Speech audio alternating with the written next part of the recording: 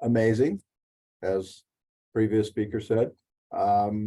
Demands have been consistently low over the summer. We're still probably at 75–80% of our expected demand at this time, and really don't foresee any issues going forward for water supply for this year.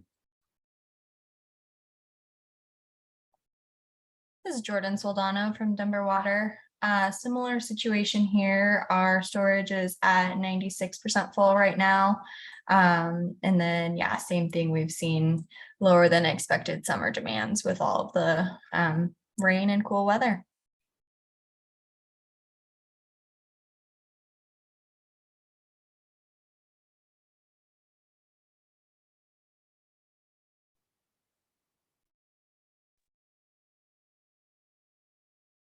Great, thanks guys. Anybody else want to report out?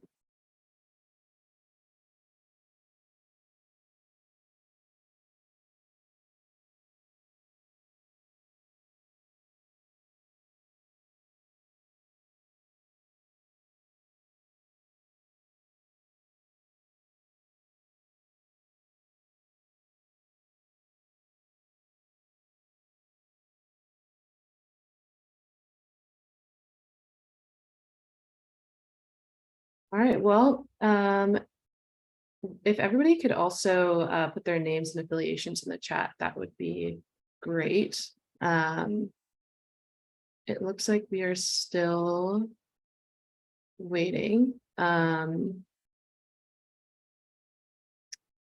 I see Joel on the call, so maybe Joel, you could provide an ag update. Okay. Joel Sneaklock, Colorado State University.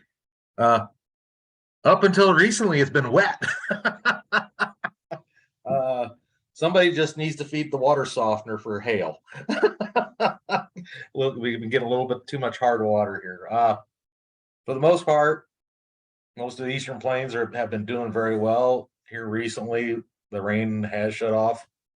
I think we are here at Akron. We are actually in our longest dry spell of the summer. I think what, 7 days without rain, which is kind of mind-boggling. It takes this long. Talked to somebody in the South Platte, and they were talking about they were having one of the longest time periods with no calls on the river this summer. And he said, I can't remember what year they said they had to go back to find a longer time period. So that's incredible. Not seeing call on the river system. So I am starting to see reports of producers saying they're starting to see crop stress, which I'm guessing is primarily due to the wet conditions that we had during planting, coming back into that. So other than that, it's been an interesting week. Winter wheat is pretty much done finally. There are still a few straggler fields out left, but it was a phenomenal harvest. People that still have dryland corn are talking potentially record yields if things finish out right on dryland corn. So still a ways to go, but we shall see. That's great. Thanks so much, Joel.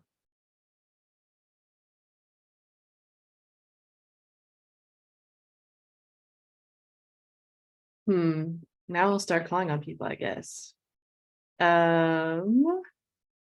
Maybe let's see. John Orr, could you give an update?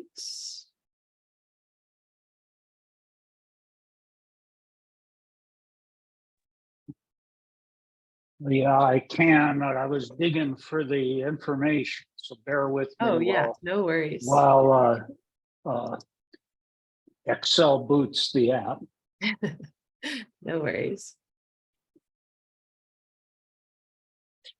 I mean, Excel books the workbook. Sorry. Our storage as of Tuesday was 94.8%, which is a little above normal this time of year. Demand has been way down. I don't have a number for you yet, still digging.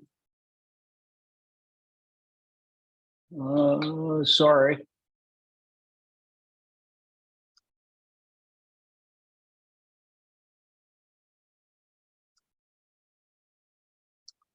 Okay, production, consumption.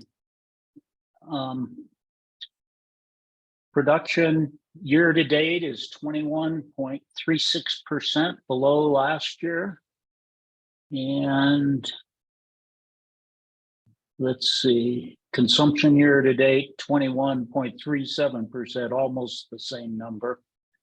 And so demand is down, storage is looking good. We have no complaints, although for Swithin, I'm not happy. I'm never happy. I have to unmute to laugh at that one, John.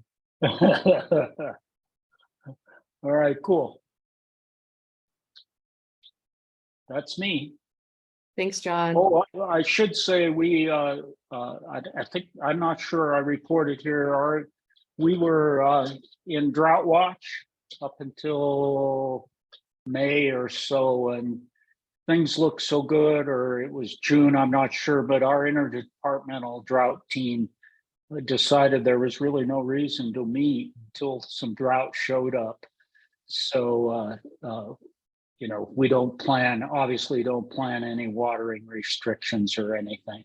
Our permanent watering rules are in place, and that's 3 days a week, no watering between 10 and 6, that kind of stuff. So, all righty, sorry, there I am, finished. Great. Thanks so much. Who else can I call on? What about Emily from Northern Water?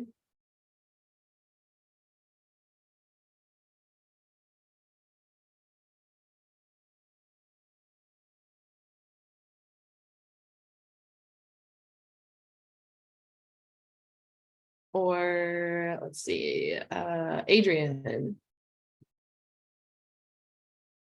Would you mind giving us an update?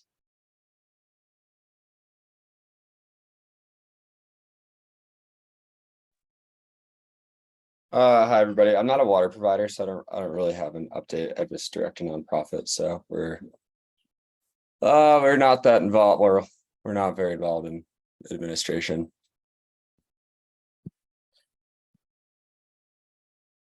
I can give an update on other aspects of the Miguel, but Sure. Yeah. not a water Go for it. provider.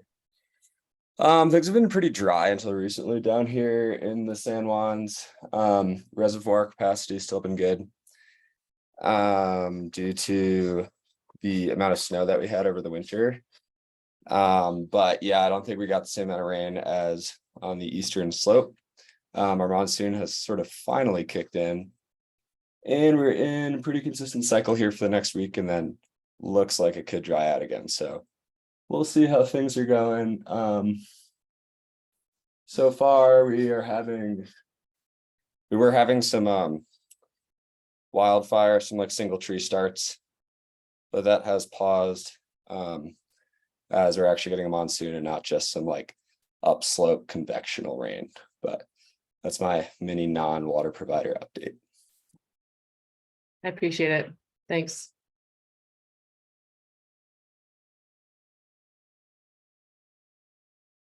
All right, who else can I pick on? What about Andrew?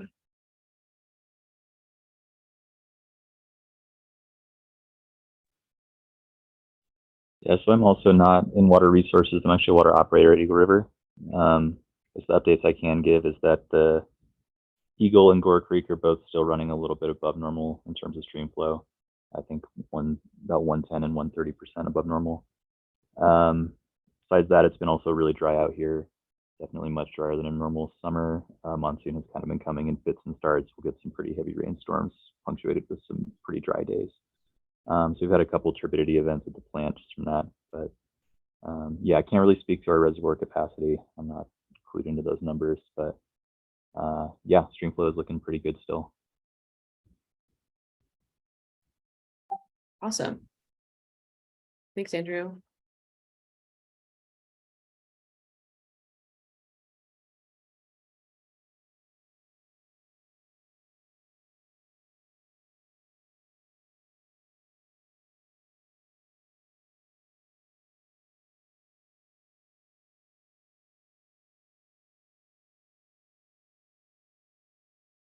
All right, thanks everyone. So it looks like Russ from the Colorado Climate Center won't be on until 10. So, and we haven't heard from our friends at NRCS. So, maybe we can, I guess that's in 10 minutes. So we'll, I guess, have a 10-minute little break, and then Russ will be online at 10. So we can start back up then. Thanks, Emily. Yep. Okay. Got it. All right. Well, sorry, everybody. Thanks for your patience. Yeah, we'll run through the climate update here. Okay, so we'll start with our usual things on temperature and precip and evaporative demand and all of that. But figured I had to really start with the kind of maybe the most high impact thing that happened over the last couple of weeks. This was last Tuesday, the 8th, in Yuma County. And there was a tornado, EF3 tornado. This is a photo shared by former Senator Gardner outside Yuma. There's lots of other pictures and video you can find of that. And then also what will likely be confirmed as the new state record diameter hailstone at about 5¼ inches. So I was out in Goodland, Kansas, which is the Weather Service office that covers that area, on Monday with some other groups to measure and take a look at that. And maybe my favorite part is that one of the Weather Service forecasters found what was probably the divot from that hailstone the next day going back out there. But I was chatting with some folks yesterday that are out in the Yuma area that took quite a lot of damage from the hail. And then of course, there was damage from the tornado as well. So I won't cover this, it's not exactly a water topic, but figured it was worth bringing up because it was a pretty notable event. All right, let's take a look at where we're at for the water year up to this point. This is for temperature, and the map here shows the temperature through July for the water year. So the first 10 months of the water year, October through July, shows the rank. So anywhere you see, well, most of the state, you see this white color, which is basically means it's kind of in the middle of the historical set of years. And then but you can see Northeast Colorado, some pockets that are still well below average for the water year, and a couple pockets of cool and warm, but mostly in the middle of the pack. So it's tied for the 47th coolest first 10 months of the water year statewide out of 128 years, and the coolest since 2010 up to this point. And you can see the breakdown here, where November, December, January, February, March were all, I guess I forgot April in there, but those were all near to below average. May was warm, June was cool, and then July was warm, especially in Western Colorado. I'll come back to that in a sec.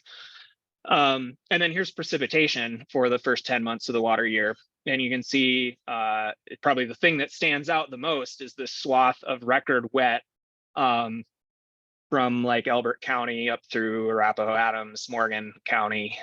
So record wet start to the water year, first 10 months of the water year there. And a couple pockets in Western Colorado as well that still remain, even with it being fairly dry over the last couple months, still remain as the wettest on record there. Though you can see also a few pockets of drier than average down through the San Luis Valley, the Sangre de Cristos there. And so it's tied for the 21st wettest first 10 months of the water year statewide, wettest since 2019.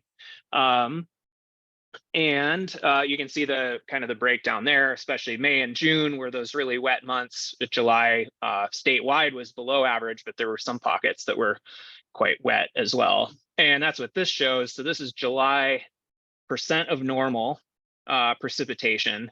Very dry July throughout the southwestern kind of quadrant of the state. But some pockets, like in Weld and Adams County, and then down in southeast Colorado, where it was way above average for July. So quite some sharp contrasts across the state there. And this is the same data, but just shown in a slightly different way now as the ranking. So some spots in northern Colorado and southeastern Colorado that were a top 10 wet July. And then most of southwestern Colorado was a top 10 dry July, with some pockets that were the record driest July. So again, quite the sharp contrasts from west to east in July.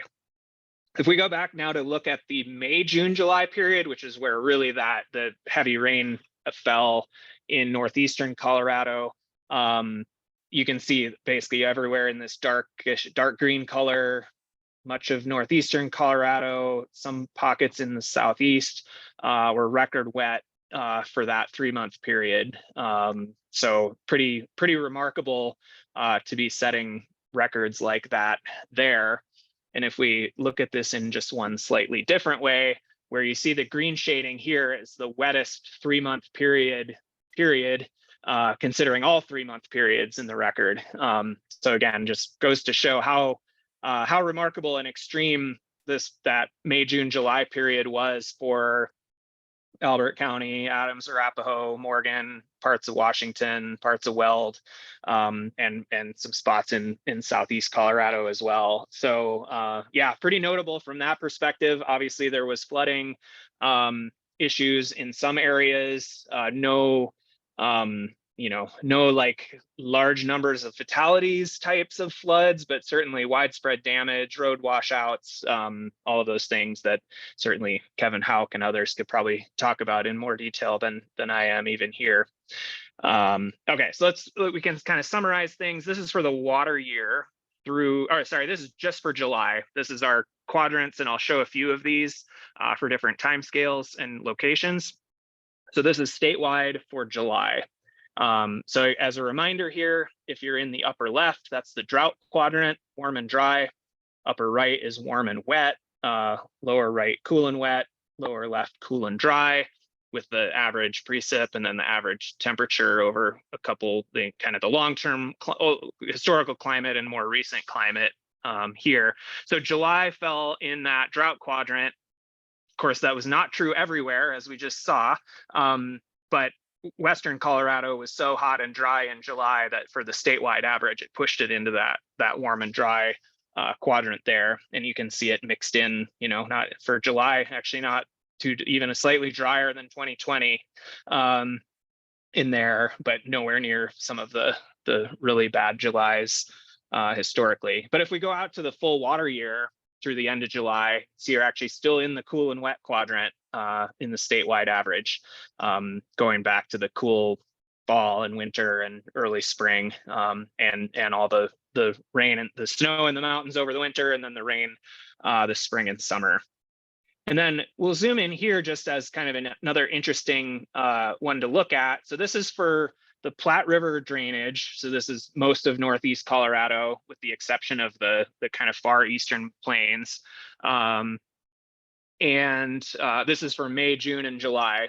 And it was record wet again for that climate division over that area, just beating out 2015 and 1967, 1995, the other really wet years out there.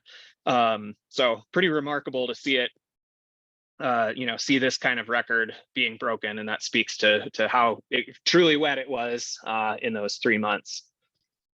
All right, we'll take a look at August so far. We're a little over halfway through the month now. This is the temperature departure from normal. And you can see northeast Colorado has remained cooler than average. We had that strong cold front earlier in the month with some really cool days in the northeast. You can see like the San Luis Valley is warmer than average. Some of the mountain areas a bit warmer than average, but nothing too extreme here in terms of temperature so far for August.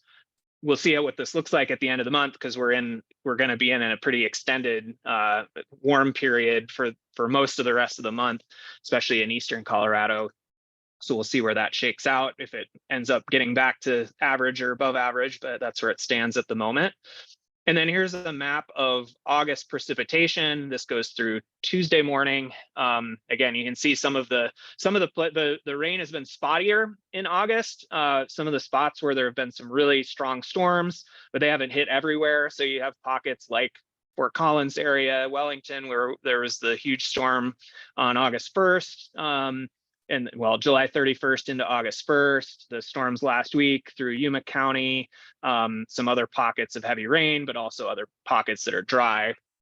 And then the Southwest has finally, in the last few days, started getting some heavy rain. The monsoon had been really slow to start out there, as we saw, record to near record dry July.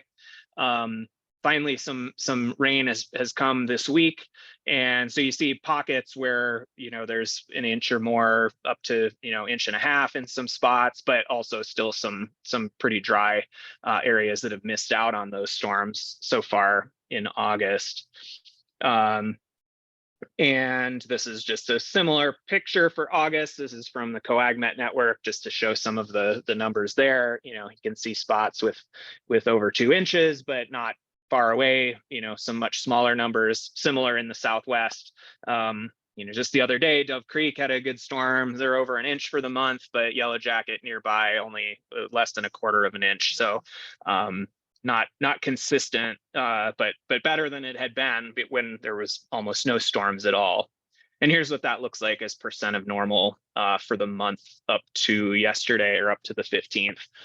So still drier than average in most places, but Montezuma County got some good rain the other day. Some mountains got some decent rain, other pockets that are wet, and then other pockets that are dry for August so far.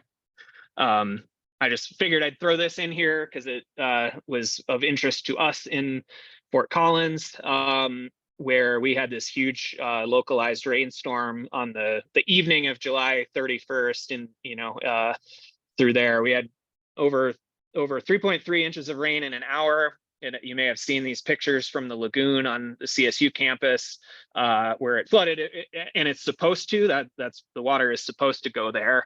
But it was a lot of rain, and it, made its way partly up this monument that shows other historical floods, not up to the top certainly, but it joins the list. And it was this storm, kind of strange storm that backed in from the northeast and then merged with another storm that developed, and that's probably the hardest I've ever seen it rain in Fort Collins since I've been there. All right, we'll take a look or swing around the state in terms of precipitation. Some of the stations we usually look at. We'll start in towards the northwest at Steamboat, which remains so. On these, this is for the water year, the whole water year. This water year is the thick black line. The dashed gray is the average. And then in these light gray lines are sort of the range of historical rainfall amounts from this point forward. So we've only got a month and a half left in the water year. So there's only, it's kind of a smaller range at this point. So you can see at Steamboat, 118% of average for the water year up to this point. They've had continued steady rain through the summer, which has not been the case everywhere in the mountains. But really where that water came from was the huge snowstorms in January, mostly in January, but some into February, and then building through the spring. So well above average there. They are basically certain to finish the water year above average at this point. We go down to Grand Junction. This is kind of an interesting one because we see as of May 1st or so, it was one of the wettest water years on record up to that point at Grand Junction, from all the rain and snow in the fall and the winter and into the spring. And then it mostly shut off after that point. Very little rain from May 1st onward. So now, you would have thought as of May 1st, you're almost guaranteed to be above average for the water year. But now below average is actually still in play if it continues to be dry out there. So 112% of average, but it's kind of entering the wettest part of the year at Grand Junction. So on average, so we'll have to see what happens there. Down to Mesa Verde, they are way above average for the water year, 143%. But similarly, you see that as of May 1st or as of April 1st, they were way above average. And there hasn't been much rain since then. So it's kind of, you know, these big spikes through the winter and spring, and then pretty flat, which is on average one of the wetter times with the monsoon. There's still plenty of time to go in the monsoon season. We'll see what happens, but that's kind of what it looks like there. Alamosa is kind of a similar story. They were lagging just a little bit below average, but most of the rain at Alamosa comes in the summer monsoon, which has been very, very dry up to this point. So you can see only 58% of average at Alamosa up to this point in the water year. So they are very likely to finish the water year below average unless something really, you know, they get some really big storms over the next few weeks. Walsh in southeast Colorado, sort of the opposite picture. They were one of the driest on record as of late April. But then it rained and rained and rained, and then big storms earlier in July and beginning of the other day, they had quite a bit of rain. So now 123% of average, and they'll finish the water year wetter than normal. Pueblo, kind of similar in that they were one of the driest on record by mid-April. A lot of rain in late April, May, June, July, and now they're kind of right at the average up to this point in the water year. Burlington and the Eastern Plains has been wet, but not as wet as some of the other Eastern Plains locations. So they're above average, but not as far above average as some of the other locations out that way. Which is in contrast to Akron, which is way above average. They had the third wettest May, June, July on record at Akron. It's the 9th wettest water year if it doesn't rain the rest of the water year at this point. So that's one of the standout ones there in terms of being extremely wet in the Akron area. And then Boulder is similarly was wet May, June, July, and is 116% of average at this point. And we point this out every time, I know, but it's still always wild to see that's the September 2013 flood in there, that big jump up there. But there aren't too many other years that look like that one. We'll hope it does not follow a path like that this year. All right, well, let's take a look at where drought conditions stand. And with the drying in Western Colorado, we have seen some fires, not huge fires, but certainly some that have burned up some acreage. One of those being the Lowline fire in Gunnison County. This was from shortly after it started in late July. Just a photo taken from the INSA website. That one has continued burning, but hasn't expanded all that much out there. So this is, I did not get to update the Drought Monitor map this morning, but this is last week's Drought Monitor map. It doesn't look especially different this week, other than we have a little bit more, well, I'll show that when we move into the Colorado map, but you can see what it looks like nationwide there, with still some drought expanding over the Midwest, especially, but getting better in some other areas. I thought this one was interesting, as it shows the change in the drought monitor since the start of the water year. And you see some area, California and Nevada and surrounding areas probably jump out here, where it basically went from D4 drought to nothing. Similarly, over parts of Kansas and Oklahoma, that went from D4 to nothing. So big improvements in those areas, but big degradations up in the upper Midwest, where Minnesota, Wisconsin, and surrounding areas have been extremely dry. Here's the Colorado map. Again, this is last week's map, but I will try to draw with my cursor the changes that were made. There's a little bit more D1 in Montezuma County this week, expansion there. D0, and D1 expanded a little bit further east in Gunnison, and then some more D0 abnormally dry, kind of extending over just to the northeast of where it is here on this map. Sorry, I didn't get that updated. I'll update it before we post them in the Google Drive.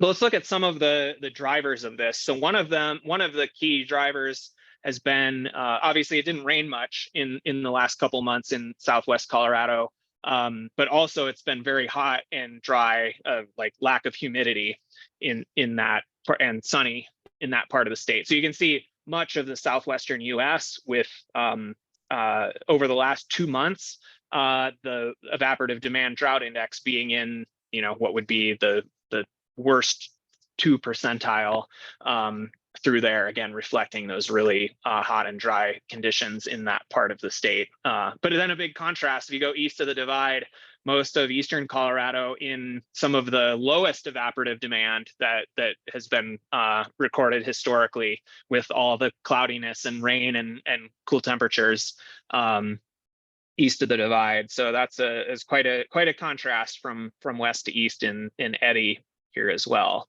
And you can see this so this is from COAGMET. These are our growing season water balance. So this goes back to April 1st, and it's showing the percentile of the water balance. And so you can see most of the stations, for example, around the Northern Front Range, Weld, Larimer County, and out into Northeast Colorado and in parts of the Arkansas Valley are 96th, 98th percentile, which basically means it's a record for the amount of years that we have at that point. So a record wet water balance in terms of precipitation divided by evaporative demand.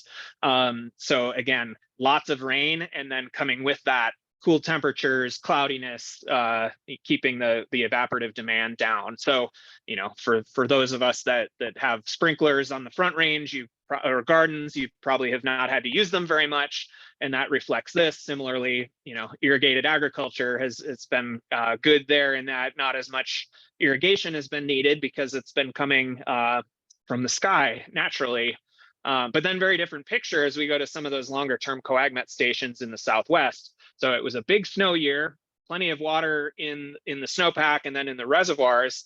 But since April 1st, very warm and dry. So Olathe is actually at a record low water balance at this time of the year, mostly just because there's been almost no rainfall there since all the snow stopped back in the spring, and not quite as bad, but similarly bad down in the Southwest. The 79 at Cortez, ignore that because I think that station got sprinkler water in it at some point and doesn't have the correct numbers, but I think these 9, 13, 17s, those are correct. And so I just wanted to kind of point out this long-term versus short-term challenge. So this, if you think about the US Drought Monitor, it's trying to represent all drought at all scales on a single map, which is, as we know, is really difficult to do. And we can see this the long-term versus short-term balance is often difficult. So if we look at so this is SPEI, Standardized Precipitation Evapotranspiration Index, basically where the water balance ranks historically, how unusually wet or dry it is. So you can see over the last 2 months, well, probably the first thing that catches your eye is Eastern Colorado, a lot of places that are basically record wet. And then over the last 2 months, where Southwestern Colorado is quite dry and warm, leading to these kinds of orange and red colors we see here. But if we go back 9 months, say, so this goes back to include the winter, a lot of those places that are really dry over the last 2 months are even above average precipitation and low evaporative demand over that longer term period. So what is what's the state of drought in these areas where the long term is wet and the short term is dry? This is always hard to balance. Northeast has just been wet over that whole period, so that one's easy to put no drought there. Then if you go back over 5 years, then we're getting into these like long-term, the sort of mega drought lingering still appears at these long time scales. So, this is what's contributed to Lakes Powell and Meade still being really low, even though our local reservoirs in Colorado are pretty full at this point. Just a couple of other impacts related things. This is the USDA's wildfire outlook for that was issued August 1st for the month of August. It just basically shows near normal expected wildfire potential over Colorado. Interestingly, they I guess accurately predicted above normal wildfire potential across Hawaii. Unfortunately, as I'm sure everyone is aware of what has happened there. This is vegetation conditions from VegDry. You can see eastern Colorado in the unusually moist to very moist category. So the vegetation is looking good out there. I drove through the Eastern Plains a couple times this week, and it's incredible to me how green everything is out there. I imagine those of you that were on the climate resilience tour the last few days noticed that as well. I'd been out there the same time of year last year when everything was, not growing at all, and such a huge change for the better out that way. But you can see the vegetation drying out through much of southwestern Colorado, given after the hot and dry summer and slow monsoon up to this point. All right, so where are we headed in the outlook? Here's the 7-day precipitation forecast. So this is kind of zoomed in on Colorado. Maybe the thing that'll catch your eye, because it catches mine, is these really big numbers down here to the southwest, not really affecting Colorado so much, but our neighbors to the west. So what's going to be happening, and maybe you've seen stories about this, there's a hurricane, pretty strong hurricane down in the Eastern Pacific, like west of Baja California, that's going to come up into, it may still be fairly strong, as it's not going to be like a strong hurricane hitting LA, but there will be remnants of it that'll slam into Southern California somewhere and push a lot of moisture into the Western US. So there's going to be some spots in the Southwest that get a lot of rain over the next, like kind of this weekend into early next week. At this point, it doesn't look like Colorado is going to benefit very much from that. We're kind of on the fringes. There will be rain chances, but we're not going to be looking at these, 2, 3, 5, 10-inch rain amounts that may occur further west. So that's kind of why the picture looks that way. And then if we compare that to the average, we see eastern Colorado is probably going to remain hot and dry over the next week or so. And then some precipitation in western Colorado, but not nearly as much as what's going to happen farther west. At least that's what the forecast looks at this point. If that hurricane for some reason comes in a little bit farther east and comes into the Great Basin or something, then that might be a little bit of a different situation. So we'll keep our eyes on that one. And so, like I mentioned, the next 5 to 7 days, hot and dry in eastern Colorado, some rain chances in the mountains and west slope, but not a ton. These maps then go after that, the 8 to 14-day outlook, which is, so this is for August 24th to 30th. And you can see this leans toward warm conditions kind of everywhere, but especially east of the divide. But also good chances for above average precipitation during that period. So we'll see how that plays out. But it does look like the last few days of August are kind of looking like maybe moisture will return and we'll get better rain chances then. But between now and say the 25th or 26th of August, it looks like it's going to be on the hot and dry side. Looking out farther, El Nino is here now. It's well in place and looks like it's going to be pretty strong and persist through the winter. So the red bars here are the probability that it will be El Nino through these different periods. So you can see it's basically guaranteed through the winter and very likely to persist into the spring. So that's interesting to see. What is this? I show this every month, or we tend to show this every month, just in terms of what El Nino means for precipitation in Colorado. So basically, anywhere you see red on these maps, it is where El Nino conditions tend to be wetter. If you see blue, it's where La Nina conditions tend to be wetter. And so if we look at the fall here, you can see, especially in eastern to southeastern Colorado, there's a pretty strong relationship between El Nino conditions being wet in the southeast. Not as strong of a relationship in the fall through the mountains and the west slope, but you know, everywhere it's red here, so it does tend to tilt on the wetter side. But it's actually the opposite in the winter. The southern mountains often do well in El Nino winters, but the northern mountains actually tend to be a bit less snowy during El Nino. The big caveat is always these correlations are not very strong, and so any one year can really go one way or another. But it is what we see there. I'm going to skip those because I haven't up, but I'm going to show them in just a second, just on the website. So takeaways here. So July and early August remained wet over eastern Colorado, but it was very different in western Colorado, where it was extremely hot and dry in July. The monsoon is now getting started to some extent, but it's been pretty dry up to this point.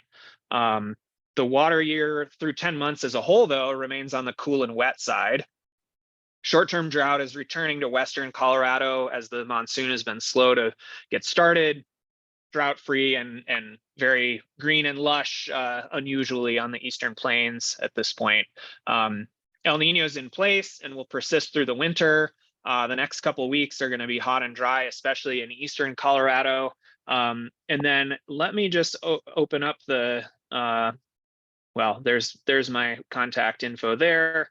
Let me just open up real quick the new CPC Outlook, so we can all look at them together. I just took a quick glance at them earlier, but didn't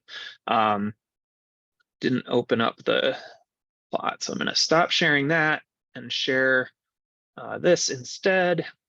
And let me go back one here. Let's go to the interactive one. So this is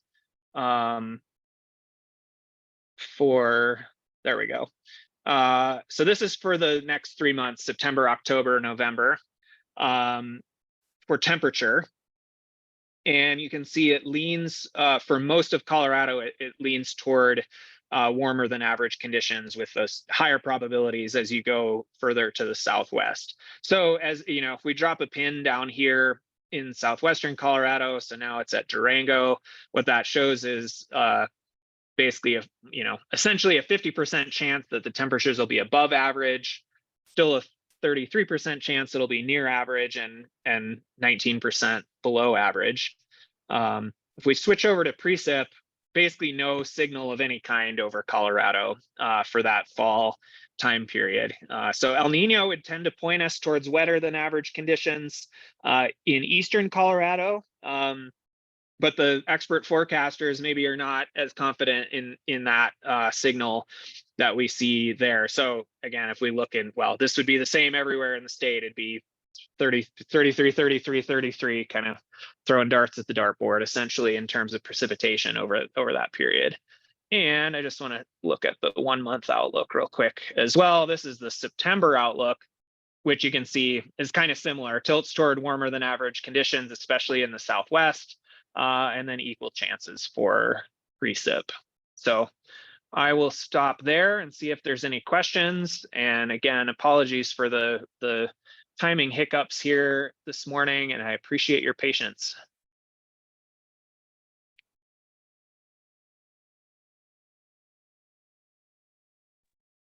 Hey Russ, this is Kevin. How are you?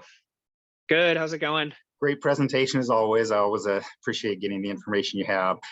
I have a couple of things. First of all, I'm wondering if you can comment on this mystery of the missing monsoon. Is there any climate driver that may explain why it hasn't formed this summer? Does it have anything to do with our cool and wet winter? Or spring? I'm not as sure. Yeah, I'm not as sure about that piece, but there actually is pretty well established idea of a dipole between the southwest US monsoon and the Great Plains. And so the fact that it's been really wet through the Great Plains, eastern Colorado, Kansas, Oklahoma, through the spring and summer, when that happens, the monsoon is almost always drier than average. And so, and then it flips the other way too. When the monsoon's wetter than average, it tends to be drought in the Great Plains. Exactly why that is, that's a little bit beyond my my expertise, but that dipole is there, and that's usually how it goes. Is if the Southwest is dry, the plains are wet, and vice versa. If that makes sense. Yeah, and I'm asking the question kind of looking forward, into the future. If we ever have another really wet spring out on the eastern side of the state, it sounds like that kind of can lead to higher chances of a monsoon being weak or even non-existent like this year, right? Yep, exactly. And Okay. that's one place where the seasonal forecasts actually were quite good this year, in that the idea of a weaker than average monsoon in the Southwest US was actually quite well predicted consistently in the seasonal outlooks. Seasonal outlooks often have a lot of issues and errors, but that was one where that was actually the forecasters locked in on that pretty early. I want to say, back in May or June, that it was looking likely to be dry in the Southwest. Excellent. I'll also make a note that we had a couple of local flood disasters declared from that period a couple weeks ago. One was in Larimer County that you showed the pictures for, and I'm wondering if you want to comment on the other one, which was up in Lake County. Oh, well, which I think is an interesting story. Yeah, you probably know more about that than I do. About the extent of what I know is that there was a big rainstorm like over Leadville, probably the heaviest rainstorm that's ever happened in the summer in Leadville.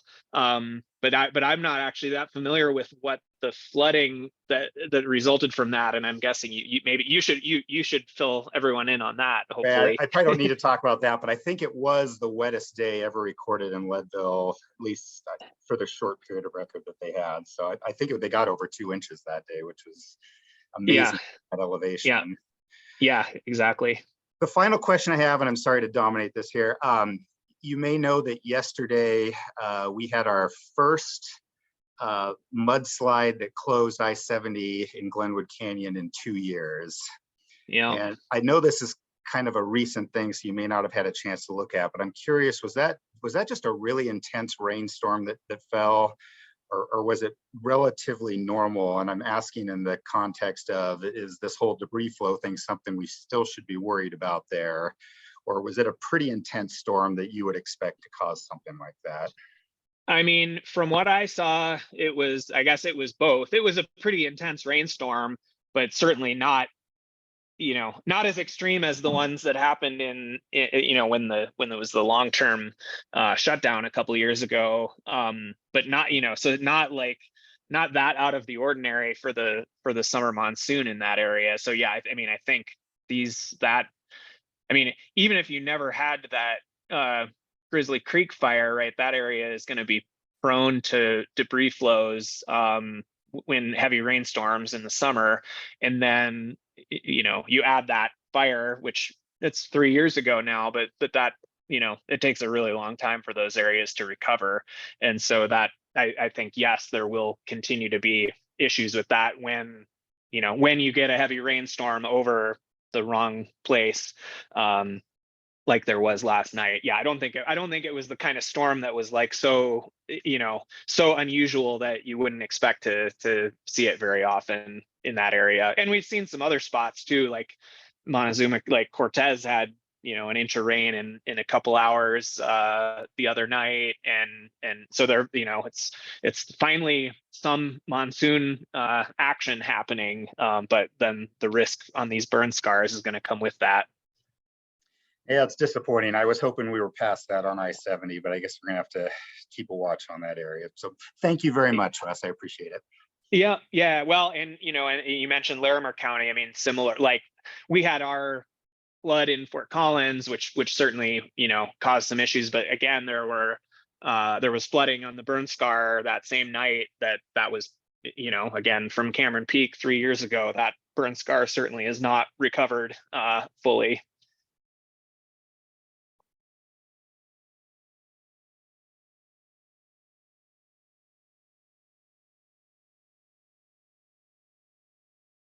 Awesome. Thank you, Russ. Any last questions for him?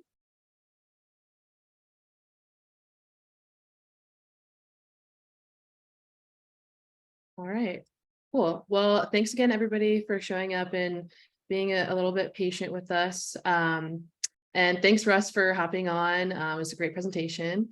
And our next WATF meeting will be on Tuesday, September 19th. So I will see you all then. Thanks, everyone. Thanks all.